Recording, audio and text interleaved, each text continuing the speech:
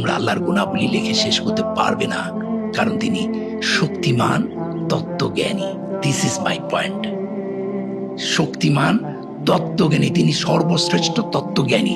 এই সর্বশ্রেষ্ঠ তত্ত্বজ্ঞানীটা যে কতবার কোরআনে আল্লাহ বলেছেন। এবং মজার ব্যাপার হচ্ছে, এই তত্ত্বজ্ঞানী বলার পরপরই উনি একটা অসাধারণ তত্ত্ব দিয়েছেন। সে আয়াতটা কি?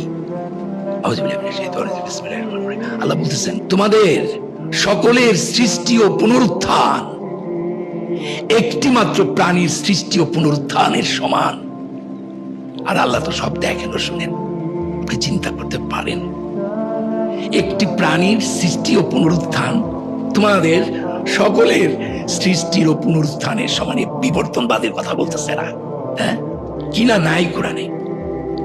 যারা ভাই বুঝে না, যার জ্ঞান নাই, তারা উল্টাপাল্টা কথা বলা উচিত না কোরআনকে বাদ দিয়ে। মানুষ একটা কণা বালু কণাও সৃষ্টি করতে পারেনি। He just ডিসকভারার।